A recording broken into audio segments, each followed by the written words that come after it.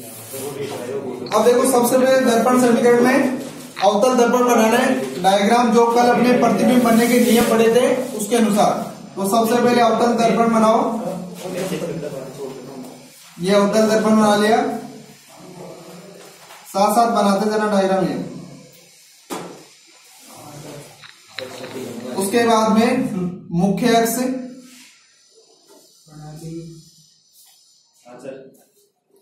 मुख्य अक्ष के बाद में कोई वस्तु रख देंगे किसी निश्चित दूरी पर ए बी, ये बी वस्तु।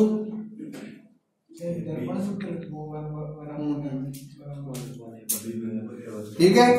अब इससे प्रकाश किरण आएगी, ये आपतित प्रकाश किरण ये आ गई,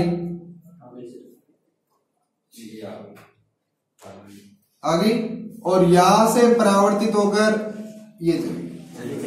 तो यहां पर ये कौन सा बिंदु हो जाएगा? F। एक तो ये वाला वो प्रथम नियम बताया था ना, वो वाला। उसके बाद में एक लाइन खींचो यहां से वक्रता केंद्र वाली, ये C,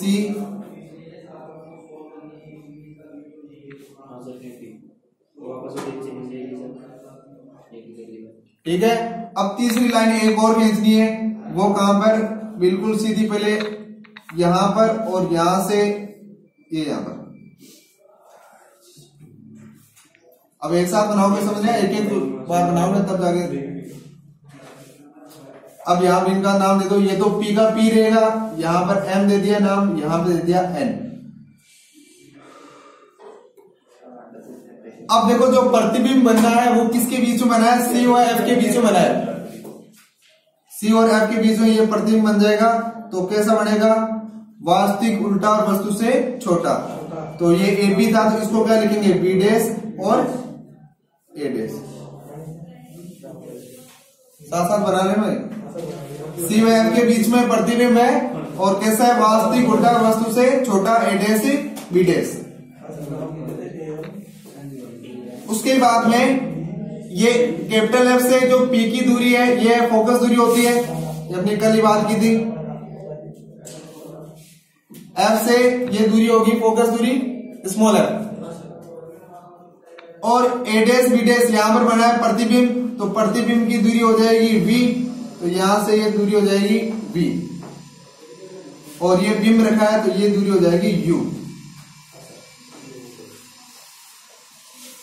तो ये F है, ये V है और ये U है। उसके बाद में दो त्रिभुज ले रहे हैं। दो त्रिभुज कौन कौन से?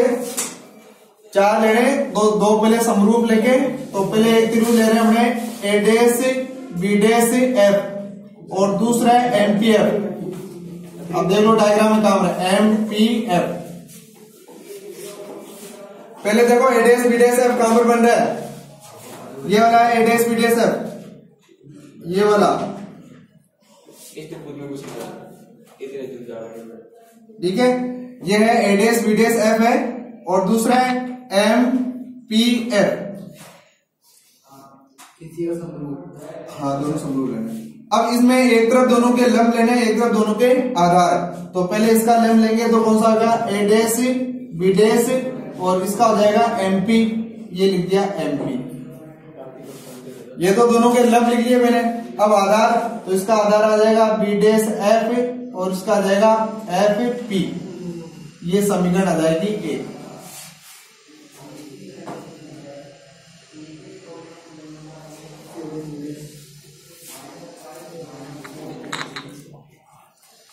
उसके बाद देखो जो MP है, ये M और P है, वो किसके बराबर होगा? AB के। तो नीचे एक इक्वेशन और बना लेंगे इसकी, MP बराबर AB। तो अब आप इस इक्वेशन क्या लिखेंगे? A dash B dash upon AB equal वापिस आके B dash F upon FP। ये समीकरण 2।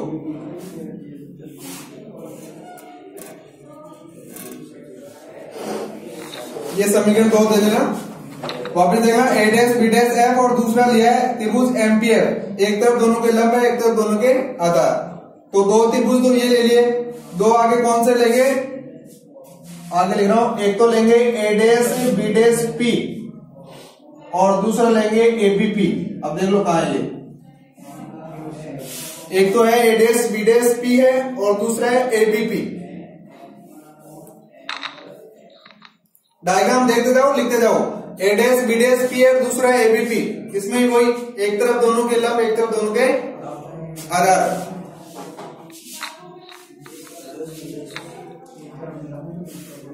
तो ए डैश बी डैश पी में लंब कौन सा है, ए डैश बी डैश, तो इसका आ जाएगा A dash B dash upon A B P का लंब कौन सा, ए बी, ए बी है, तो ये आ जाएगा ए बी। अब उसके बाद में ए डैश बी डैश पी का आधार क्या है, बी डैश पी, ये आ जाएगा बी डैश पी। और ए बी पी का क्या है आधार, ए बी पी का बीपी, ये आ गया बीपी। ये समीकरण आ गया 3। अब समीकरण 2 व 3 के द्वारा, समीकरण 2 व 3 के द्वारा, तो 2 और 3 के द्वारा करेंगे तो ये A dash B dash upon A B और ये ए डैश, ये क्या है। अब नीचे वाली जो इक्वेशन है इसका अपने क्या बचा है, बी डैश एफ, तो पहले ये लिखेंगे B dash F upon F P. अब आगे वाली बात याद रखने वाली है, सबसे ज्यादा जरूरी है जो, अब अपने को बी डैश एफ की वैल्यू निकालनी है, तो क्या करेंगे, इस टोटल में से ये क्या कर देंगे, माइनस कर देंगे। तो क्या लिखेंगे, बी डैश पी की जगह हम क्या लिखेंगे, B dash P minus, B dash P minus F P, और कोई चेंज नहीं करना है, ये एफ पी का एफ पी। अब जो समीकरण 3 वाला लास्ट वाला जो बचा था वो लिख देंगे, B dash P upon B P. अब अपने को बस इससे मतलब है,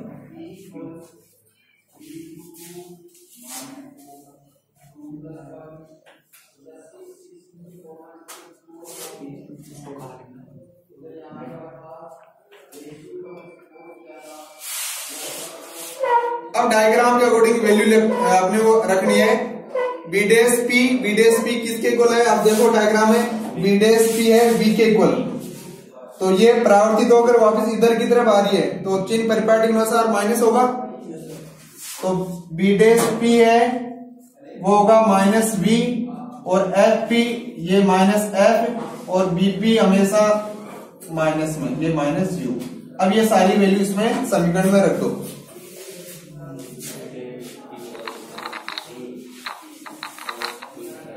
तो बी डैश पी की जगह ये माइनस बी और ये माइनस, ये plus f upon minus f बराबर minus b upon minus you.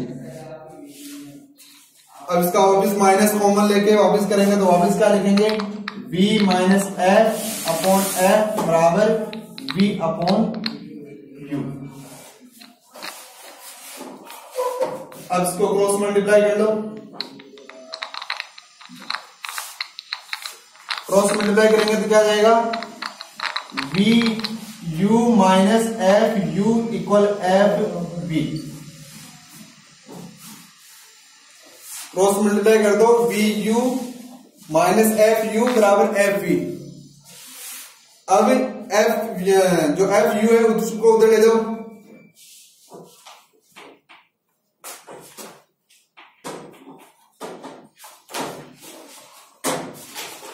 इसको इधर ले जाएंगे तो क्या आ जाएगा, ये माइनस इधर चला जाएगा प्लस में, तो इसको लिखेंगे तो क्या होगा, वी यू इक्वल आ जाएगा एफ वी एफ यू।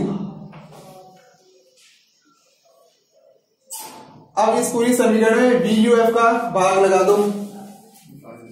इस समीकरण में वी यू एफ का भाग देने पर दोनों तरीके हैं, या तो कॉमन लेके वैसे कर लो या फिर इसका भाग दे दो, आंसर वही आएगा। तो V U upon V U F बराबर एफ वी, तो V U F plus F U और वी यू एफ। अब आगे देख लो क्या आ जाएगा,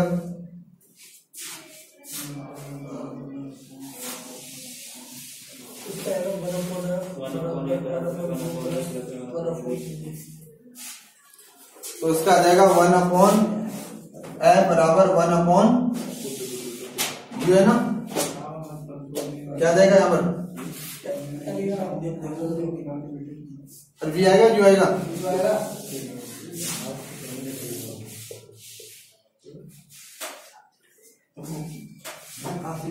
तो ये अपने दर्पण जो दर्पण समीकरण है या दर्पण सूत्र फॉर्मूला है।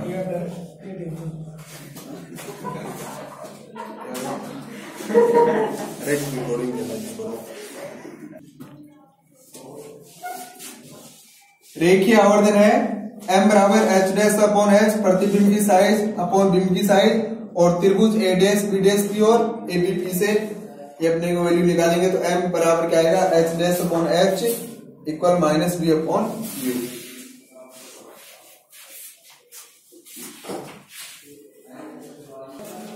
प्रकाश का अपवर्तन, प्रकाश का अपवर्तन,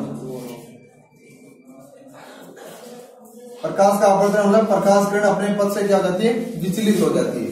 तो उसमें दो माध्यम की बात करेंगे, पहले डायग्राम बना लो।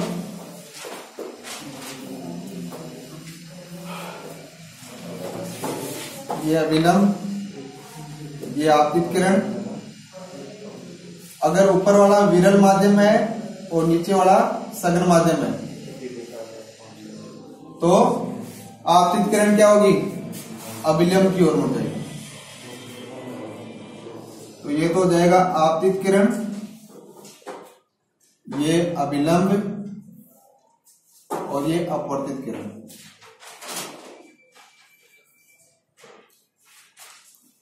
दूसरा, अगर सघन ऊपर है विरल नीचे है तब ये अभिलंब से दूर हट जाएगी।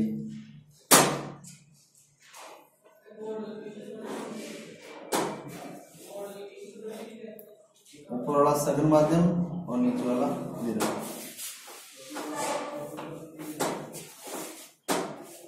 तो उसमें क्या हो जाएगा,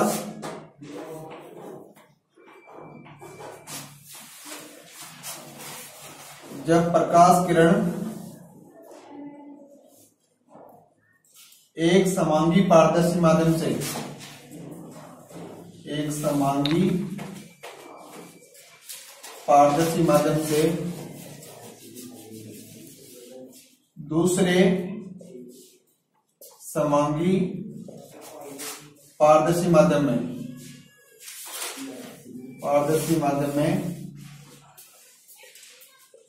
प्रवेश करती है तो अपने पथ से विचलित हो जाती है, अपने पथ से विचलित हो जाती है।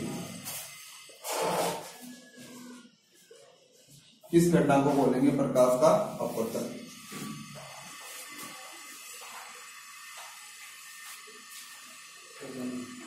इसके भी दो नियम है।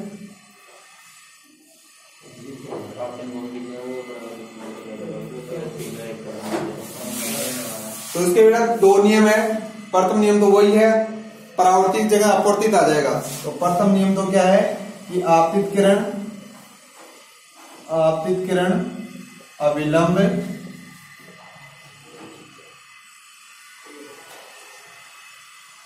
अभिलंब तथा अपवर्तित किरण तीनों एक ही तल में स्थित होते हैं।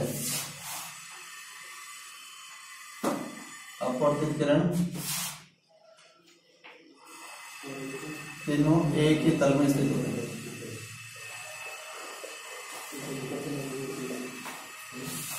और दूसरा कौन सा आ जाएगा, आपतन कोण की ज्या और अपवर्तन कोण की ज्या का मान क्या रहता है, मान नियत रहता है। हाँ, स्नेल का नियम, दूसरा स्नेल का नियम। n बराबर sine I upon sine R. n को हम यहां पर क्या बोलेंगे, अपवर्तनांक। तो आपतन कोण की ज्या और अपवर्तन कोण की ज्या का मान क्या रहता है, नियत रहता है। इसको हम क्या बोलेंगे, स्नेल का नियम। n यहां पर क्या है, अपवर्तनांक है।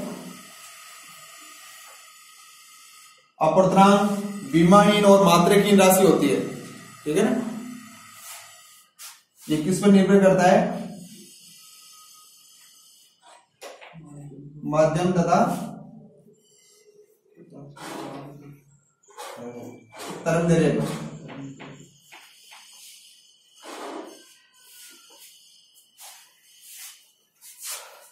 एन आएगा म्यू आएगा। एन लिख लेंगे, एक म्यू लिख, कई बार बुक में म्यू लिख रहा है, एन लिखने का बात है। और एक फॉर्मूला इसका एन बराबर सी अपॉन वी भी लिख देना, एन बराबर सी अपॉन वी, इसका भी क्वेश्चन पूछा हुआ है। एन बराबर सी अपॉन वी, ये तो पता है ना प्रकाश की चाल। अरे लिखो यार, वैल्यू याद है ना, सी की वैल्यू पता है ना, सी की वैल्यू लिख देता हूं 3 × 10⁸ मीटर पर सेकेंड।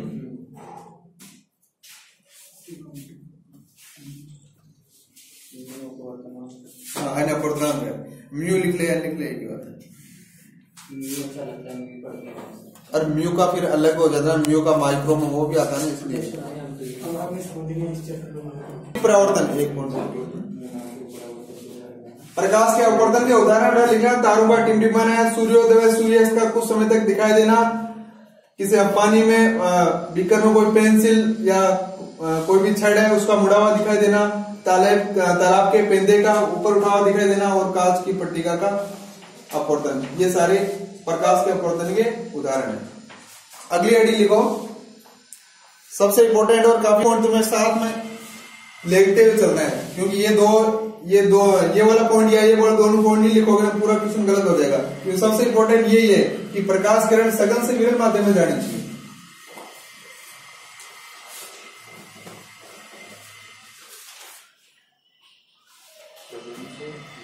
सघन से विरल नहीं, कहा है सघन से विरल,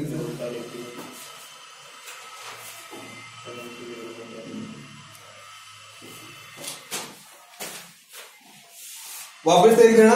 पूर्ण आंतरिक परावर्तन है, काफी बार क्वेश्चन पूछा है, इसका परिभाषा पूछी है, तो या तो तीनों का डायग्राम एक साथ बना के वैसे बता देना, या फिर अलग अलग जैसे तुम्हें सही लगे। तो पहला पॉइंट तो क्या है, प्रकाश किरण सघन से विरल माध्यम में जानी चाहिए।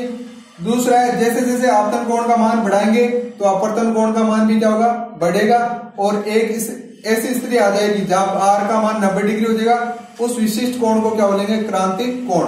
और फिर आपतन कोण का मान थीटा सी से क्रांतिक कोण से ज्यादा होगा, तो वो प्रकाश किरण क्या होगी, उसी माध्यम वापिस का जाएगी परावर्तित। तो इस घटना को बोलेंगे पूर्ण आंतरिक परावर्तन। अब इसके दो छोटे छोटे एग्जाम्पल है, वो लिख लो, फिर इतना। सजावटी लैंप और एंडोस्कोपी इसका होता है।